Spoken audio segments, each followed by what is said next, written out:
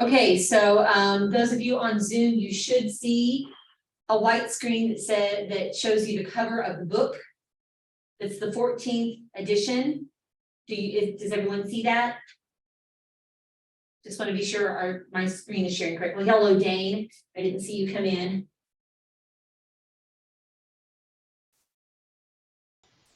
Hi.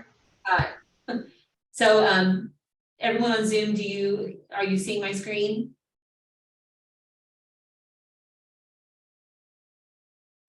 Yes, ma'am. I can see your screen. Excellent. Okay, just want to be sure we can all see that. I'm assuming that this is the correct book that you will need because that's the one that Curtis brought in. So that is a new book to me too. I don't even have a copy of that book yet, so I'm going to have to get that between now and next week. The reason you're going to want it is this feature right here, the ebook and inquisitive part. It will come with a registration code. I don't know if you've used textbooks like that in other classes. But this gives you access to all the online stuff that we'll be using. So you're going to want a new book that has a registration code that you can use. Once the code has been activated by someone else, I don't think you can activate it as well. I think it's done, it's one and done. So if you get an ebook, it's $59, which is considerably cheaper than the paper book. So that's something to think about when you're making your choice about what you'd like to buy. We're going to go ahead and get started with just a couple of things. On my Mac, along with the Zoom link and the textbook link, which I have updated now that I found that I had the wrong book, under resources, I think it is. Yeah, you're going to want to either download this list or you're going to want to print it.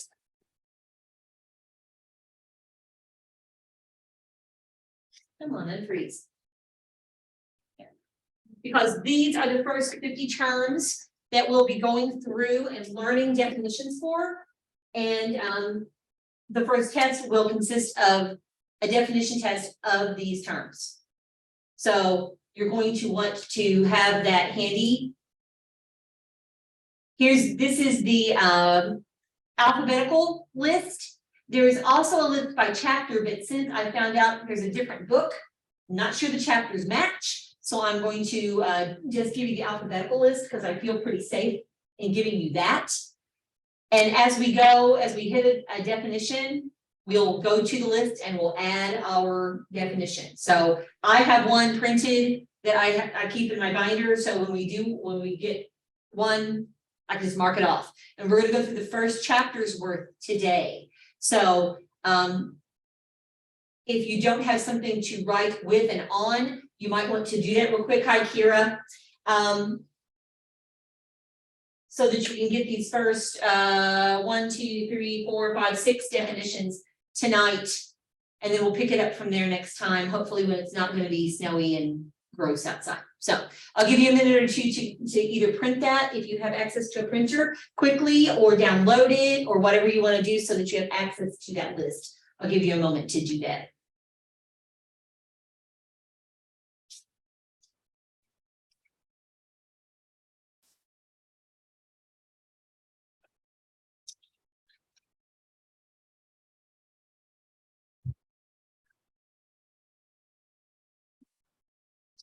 Okay, so our first few classes are going to be learning about the elements of music. You know, just like elements make up everything, the earth, the sea, the sky, and us. There are also elements of music that make up music and create it. It's the building blocks. And so these first 50 terms are the 50 kind of fundamental, this is what makes music music terms. The very first thing, probably the most recognizable thing, is melody.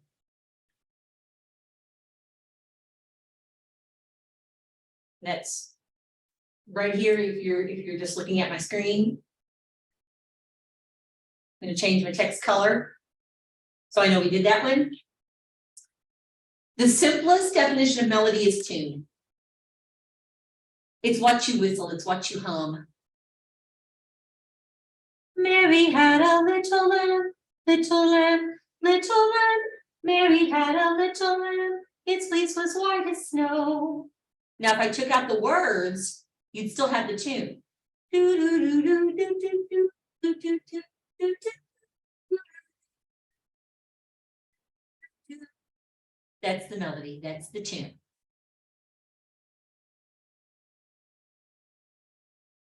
Does every piece of music have melody? No. But do 98% of them have melody? Yes. It can be simple or it can be very complex. But it is probably the most important building block, the most important element of music, because it's the one that we recognize most readily and most easily.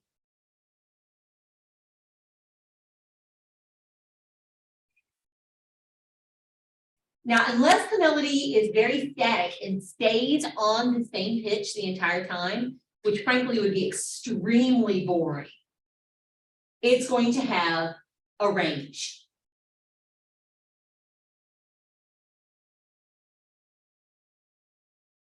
A melodic range is from the lowest note to highest note of the melody.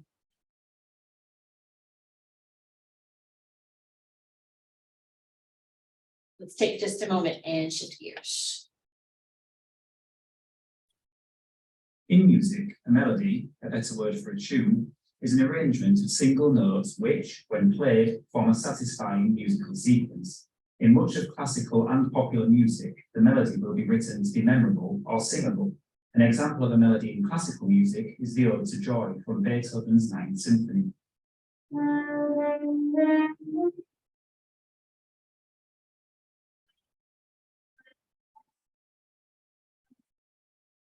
An example from popular music is the vocal melody from Starlight by Muse. Here, Matt Bellamy's vocals have been isolated from the rest of the band to focus on the melody.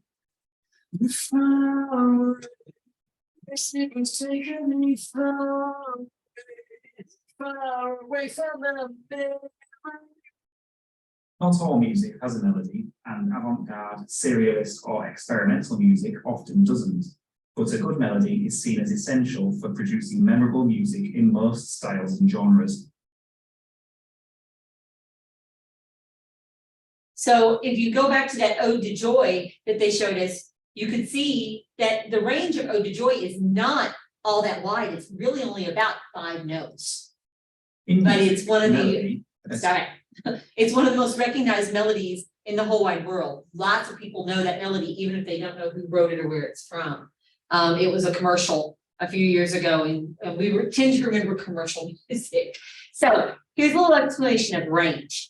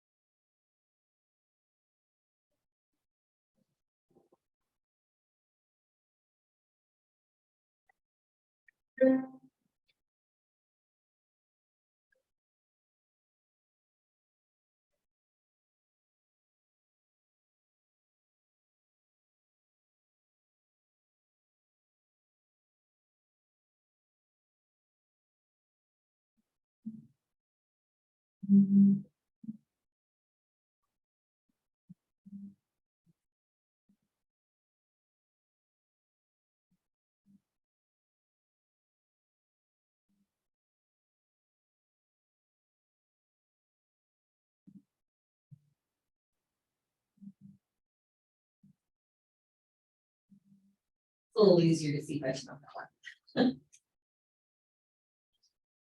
So they gave us several examples there of different songs with their ranges, and you notice that the Star Spangled Banner was the one that had the widest range. That's why that song is hard to sing, because it's a wide range. It goes pretty high and it goes pretty low. And so a lot of people find that difficult to sing because their vocal range isn't as comfortably wide as the Star Spangled Banner's range of pitch. They also mentioned pitch, which are the individual tones. And that is also on your vocabulary list. Pitch are the individual tones that make up a melody or a phrase.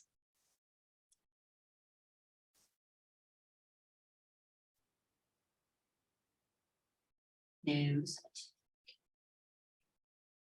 So let's go back to our vocab list. Let's add that pitch.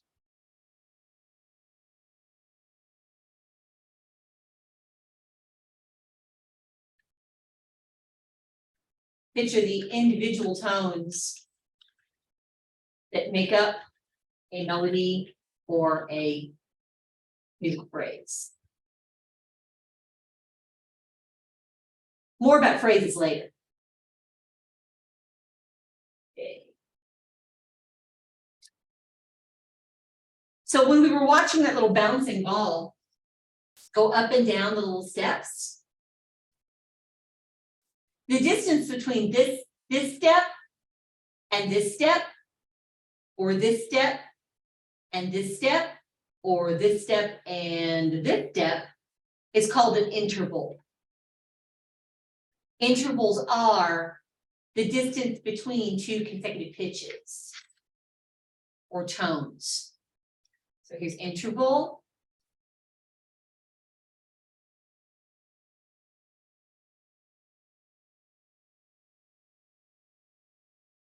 Oops.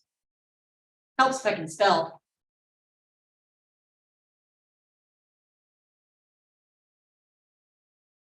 Intervals can be wide. Like for instance, if we went from here to here, that's a big leap. But if we went from here to here, that's narrow. That's easy to sing. This would be harder. Some intervals, especially when they get to be pretty big leaps, can be tricky to sing because your voice isn't sure where it's going.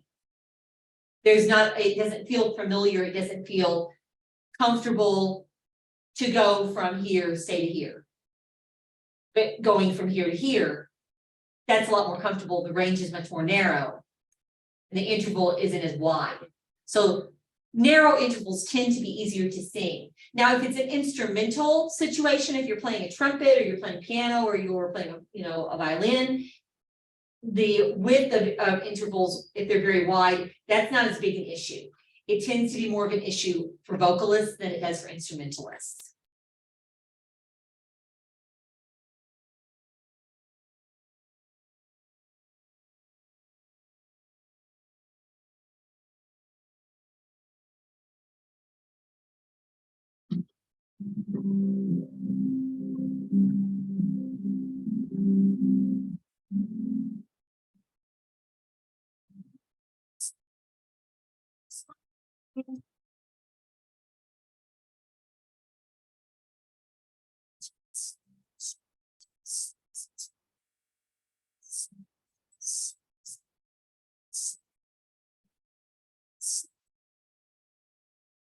That's a narrow interval. Also fairly narrow. Now we're getting into leaps.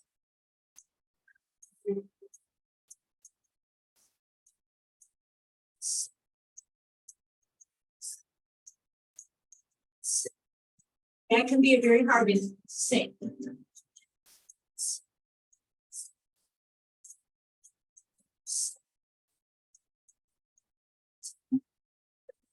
I'm a little stressed.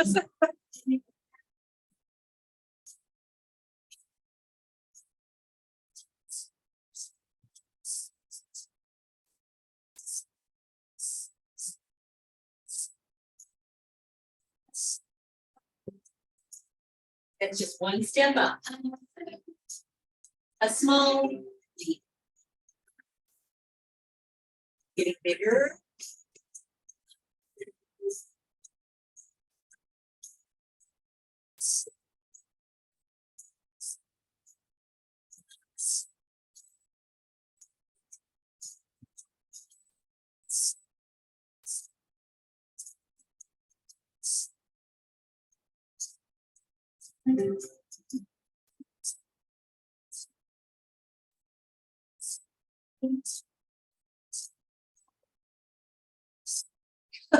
Oh, poor little note. You feel kind of bad for him. The leap at the beginning of Somewhere Over the Rainbow, somewhere over the rainbow, that's an octave. So that's that would have a wide range, that song would have a wide range because of that octave interval at the beginning. Phrases, a musical phrase.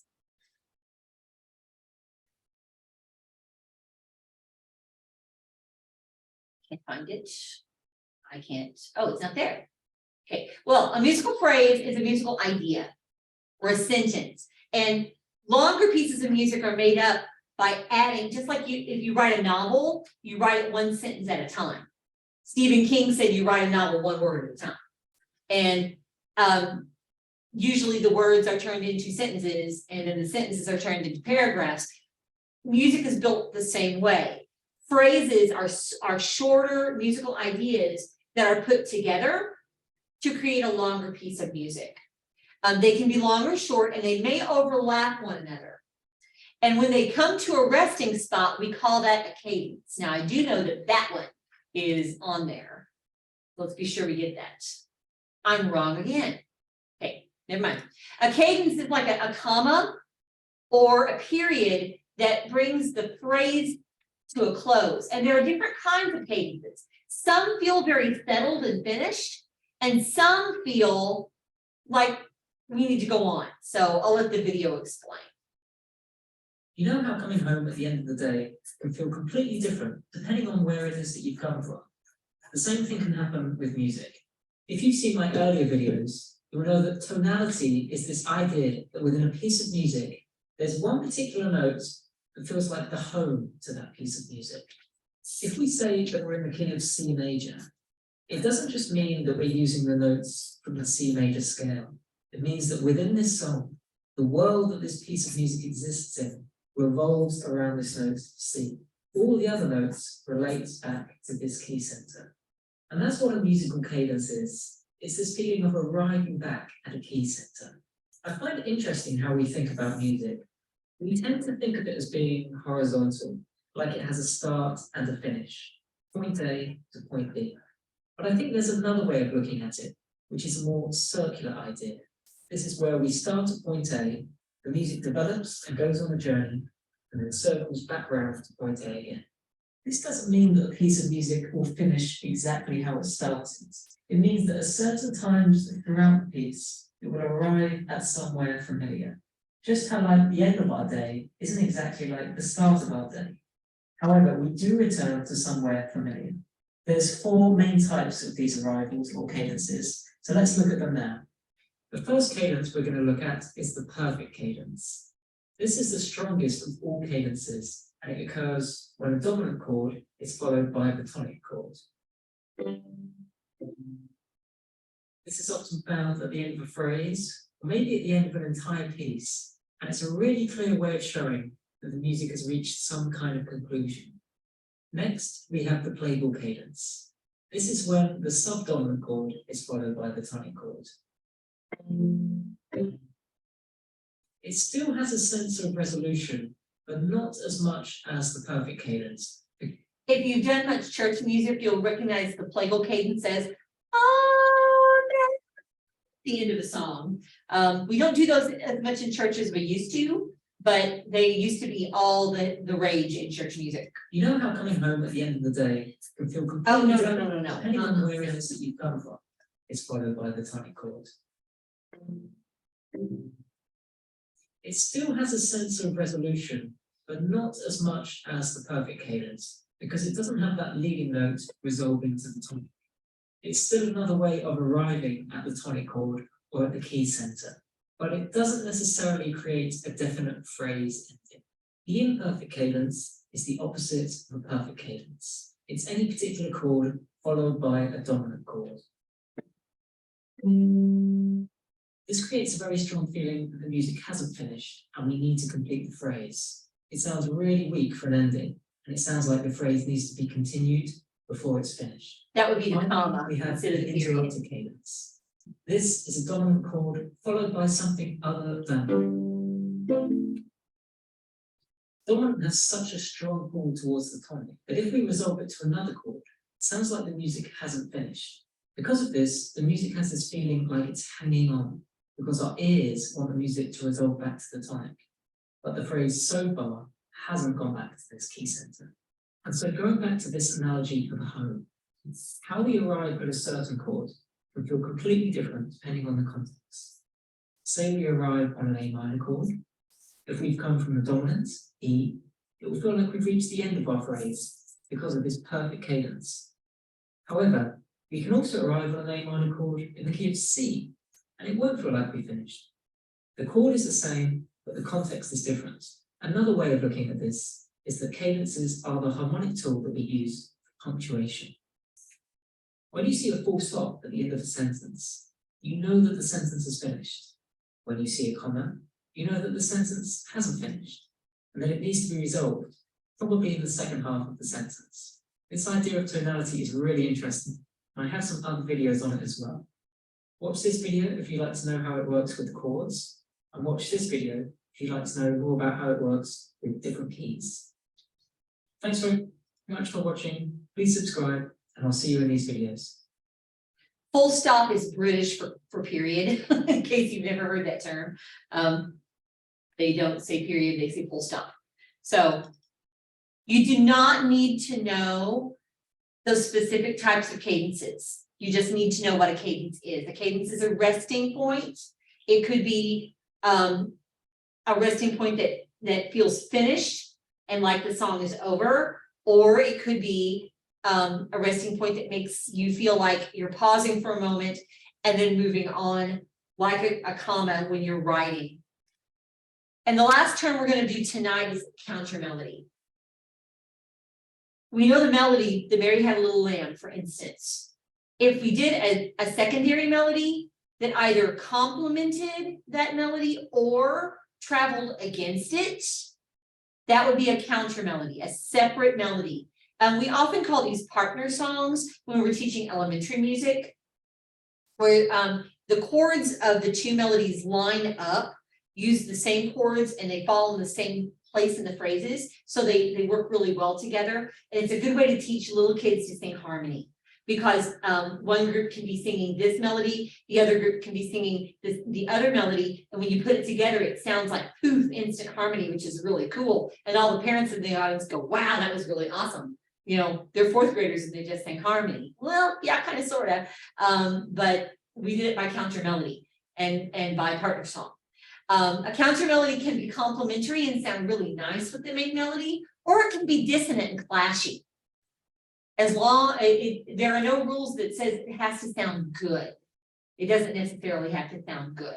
This one is not on our chart, but we just mentioned dissonance. So let's talk about dissonance for just a moment. There are two types of harmony. There is consonance,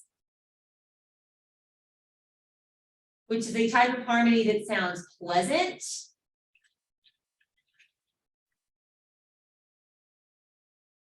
And then there's dissonance, which sounds clashy or unpleasant.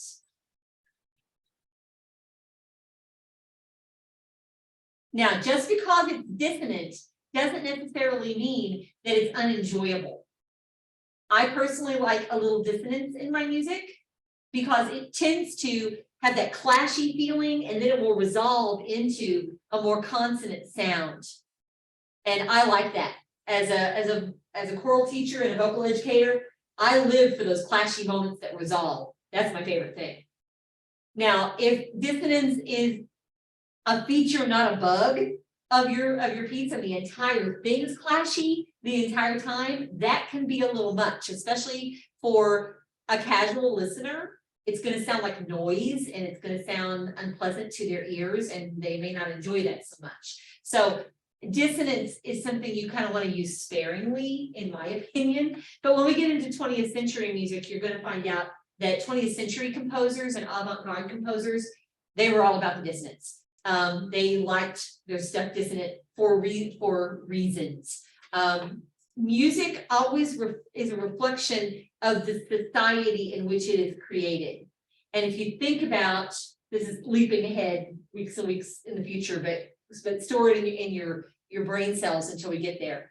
When you think about the history of the 20th century, you know, we're in the 21st century now, but if you think about the overarching history of the 20th century, there were some pretty unpleasant things that happened. So 2 world wars, the Korean War, the Vietnam War, just to mention the ones that we were involved with, the Gulf War, and now you know, war on terror, which I'm not sure how you can declare war on a concept, but that's beside the point. And music is going to be a reflection of all that upheaval and all that turmoil. You know, we had the Great Depression in the 30s, the stock market crash at the end of the 20s, and then the Great Depression in the 30s, which led us right into the Second World War. So we had that depression between 2 world wars. So it makes sense then that the art music of the 20th century would be more dissonant because the times were dissonant.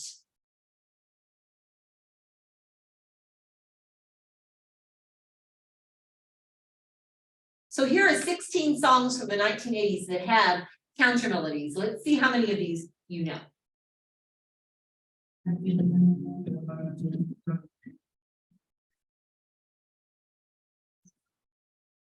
So you can hear those 2 different musical ideas.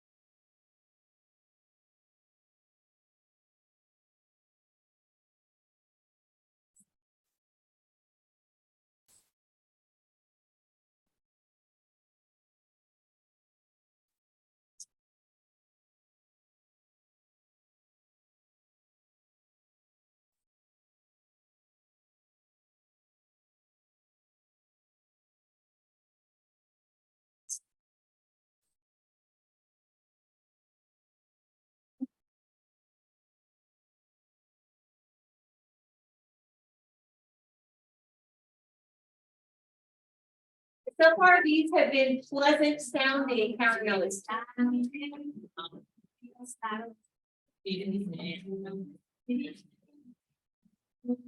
since this is pop music, you're probably not going to hear a dissonant one, but nobody's going to want to play that on the radio 22 times a day. I have this yellow.